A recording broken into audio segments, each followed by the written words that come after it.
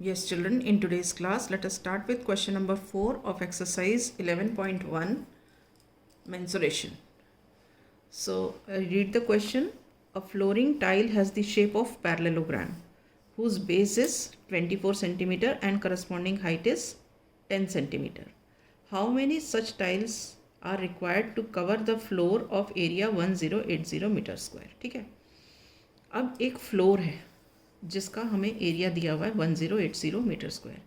इस फ्लोर में हमें टाइल्स लगानी है, ठीक है, और वो टाइल्स की शेप क्या है? पैरेललोग्राम है, जिसका बेस और ऑल्टीट्यूड हमें दिया हुआ है। तो हमें ये बताना है कि इस फ्लोर में हम कितनी टाइल्स लगाएंगे। तो उसके लिए हमारा फॉर्मूला क्या होता है नंबर ऑफ टाइल्स निकालने का? Area of floor upon area of one tile, जो कि यहाँ पे पैरेललोग्राम शेप की है, ठीक है। तो हमें नंबर ऑफ टाइल्स मिल जाती हैं। तो अब हम स्टार्ट करते हैं। What is given to us? Base of the parallelogram shape tile. Base of parallelogram shaped tile, this is how much? 24 centimetres, ठीक है। और क्या दिया है हमें? Height is 10 centimetres. Height of parallelogram shaped tile, this is how much? 10 centimetre, okay. और हमें क्या दिया है? एरिया ऑफ फ्लोर दिया है, राइट। हमें क्या दिया है? एरिया ऑफ फ्लोर दिया है। वो एरिया ऑफ फ्लोर कितना है? 1080 मीटर स्क्वायर। अब देखो, ये एरिया मीटर स्क्वायर में है, लेकिन ये यूनिट सेंटीमीटर में है। तो अगर ये सेंटीमीटर में है तो इसका एरिया भी सेंटीमीटर स्क्वायर में आएगा।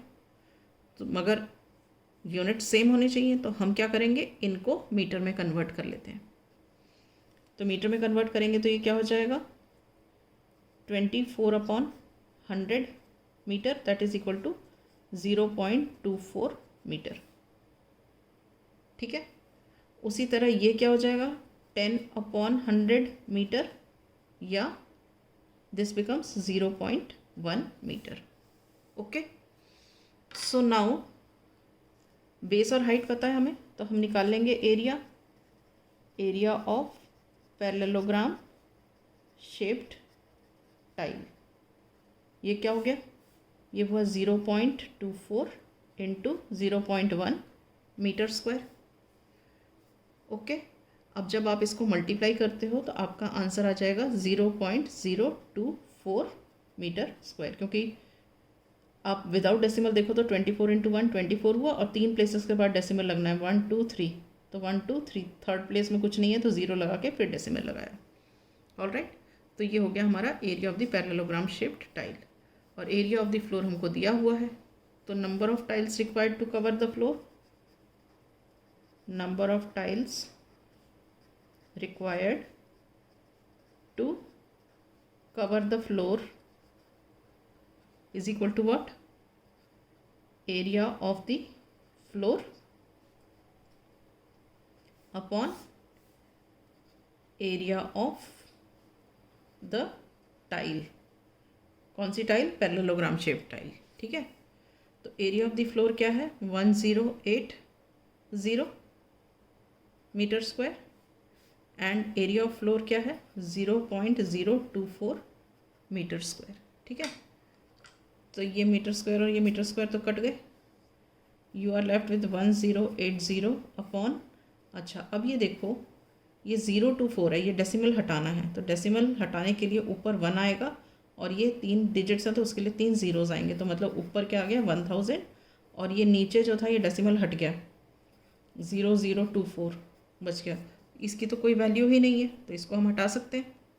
इसको कैसे कंसिडर कर सकते हैं? This is equal to 1080 into 1000 upon 24, ठीक है। अब देखो, 12 2 ज़ा 24, 12 9 ज़ा 108, और 0 2 1 ज़ा 2, एंड 2 45 ज़ा 90। तो ये क्या हो गया? 45 इंटू 1000, 45 इंटू 1000 कितना हुआ? 45,000. ठीक है, तो इतने tiles are needed to cover the floor. All right, so this is all about question number 4. Now we come to question number 5.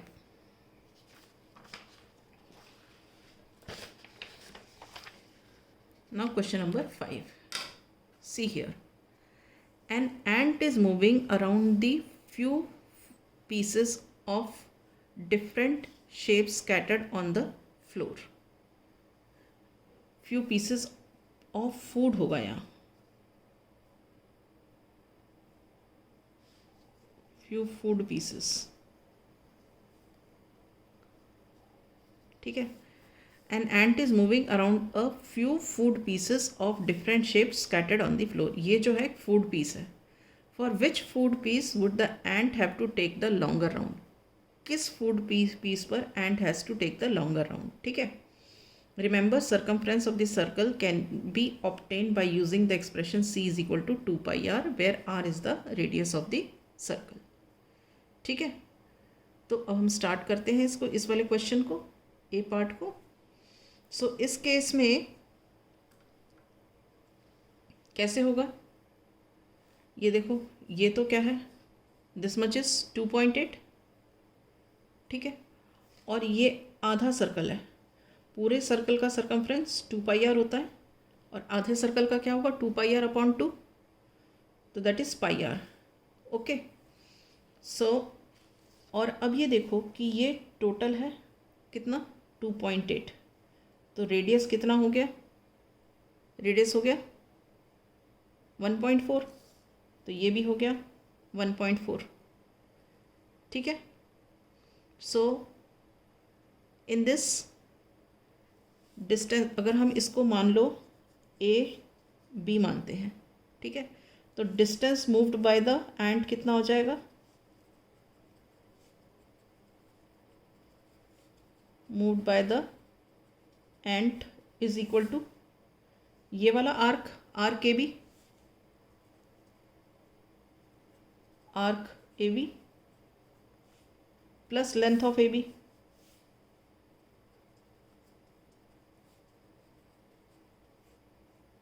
ठीक है, अब आर्क ए बी क्या है? ये है पाई आर, तो हम इसको लिखेंगे पाई आर. और लेंथ ऑफ ए बी कितना है? This is 2.8. राइट, पाई कितना है हमारा? 22/7. और आर कितना हो गया? रेडियस कितना हो गया? 2.8/2, क्योंकि डायमीटर इज 2.8, तो रेडियस कितना हो गया? 2.8/2 प्लस 2.8. ठीक है, तो ये 2.8/2 कितना हुआ? 22/7 इंटू 1.4 प्लस ये 2.8. इसके यूनिट साथ में लिखते जाएं, सेंटीमीटर सेंटीमीटर. ठीक है, अब आप देखो इसको सॉल्व कर सकते हो. 7 1 7,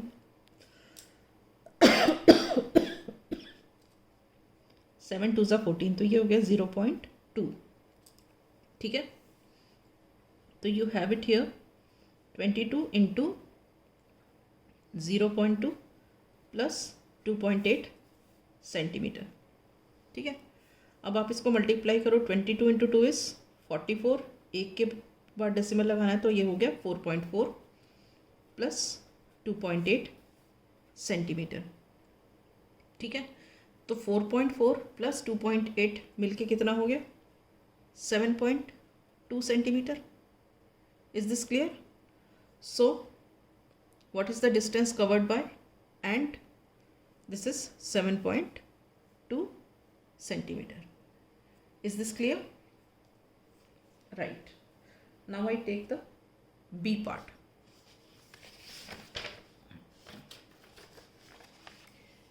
In B part you see distance covered by the ant. It is this distance, this distance, this distance and this distance.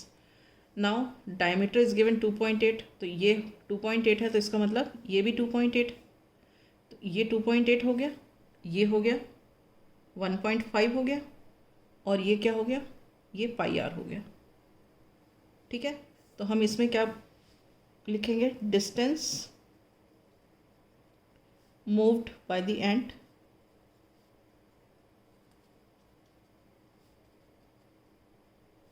That is equal to what, अगर हम इसको नेम कर देते हैं ABCD, ABC और D, तो distance moved by the ant कितना हो गया, BC plus CD plus DA। ठीक है, BC plus CD plus DA plus RKB। ठीक है, अब BC कितना है, दिस इज 1.5। ठीक है, 1.5 सेंटीमीटर्स हैं ये सारे, this is centimetres, 1.5 centimetre. CD is 2.8 centimetres plus DA is again 1.5 centimetres, यहाँ भी सेंटीमीटर्स लगा देंगे, और प्लस आर्क AB मतलब पाई आर आधा है इसलिए पाई आर आ गया। तो 1.5 प्लस 1.5 is 3, 3 plus 2 is 5.8, so this is 5.8 centimetre plus this is equal to how much, pi R मतलब 22/7 into what is r, that is 2.8/2। ठीक है, so this is what 5.8 plus 22/7 into 1.4, ये कैंसिल हो जाएगा, this one it becomes 1.4 here, ये 2 1s are 2, यहाँ 2 1s are 2, 2 4s are 8। Are you able to see clearly, तो ये आ गया 1.4। अब वापस इसको फिर से कट कर सकते हैं, 7 1s are 7, 7 2s are 14, तो ये हो गया 0.2। ठीक है, तो अब क्या आंसर हो गया इसका, this is 5.8 plus 22 into 2 is 44, so 44 means एक के बाद डेसिमल आना है, तो ये आ जाएगा 4.4। अब आप इसको ऐड करो, 8 plus 4 is 8 plus 4 12, carry 1, 5 and 5 10, तो ये आ गया 10.2 centimetres. Is this clear? So this is the distance moved by the ant in this food piece is 10.2 centimetre. ठीक है, now we come to the third part.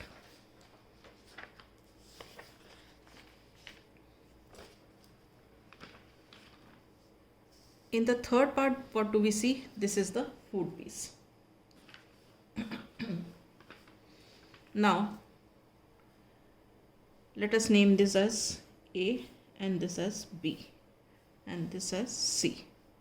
So distance moved by the ant, this is equal to what, AC plus CB plus arc AB। ठीक है, अब AC कितना है 2 centimetres, CB कितना है that is also 2 centimetres, plus arc AB कितना है पाई are, तो ये कितना हो गया 4 centimetres plus pi is 22/7 and r is what, देखो यहाँ से यहाँ तक 2.8 है क्योंकि ये 2.8 है, तो 2.8/2, diameter 2.8, radius 2.8/2, so this is 4 centimeters, this much centimeters, plus now you see this is 22/7 into 1.4 centimeters। अब इसको हम कट कर सकते हैं, 7 1s are 7, 7 2s are 14, तो दिस इज 0.2। ठीक है, तो ये क्या हो गया 4 centimetres plus 22 into 0.2 is 4.4, so 4.4 centimetres, तो 4 प्लस 4.4 सेंटीमीटर्स इज 8.4 सेंटीमीटर्स। ठीक है, So what do we notice? This is the distance traveled by the ant for the third food piece. तो हम सबको इकट्ठा लिख देते हैं. Distance moved by the ant for a food piece. याद है किसी को कि a food piece का कितना था distance moved? It was 7.2 centimeters. And for b food piece, the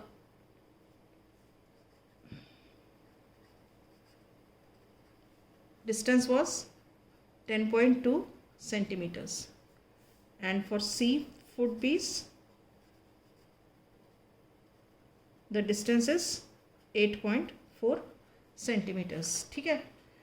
तो what was asked in the question that which food piece would the ant have to take the longer round? तो कौन से food piece में the ant has to take the longer round? That is the B food piece, क्योंकि ये सबसे ज़्यादा है 10.2. So we conclude that for B food piece, ant has to take the longer round.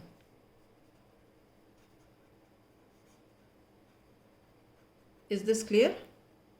Right.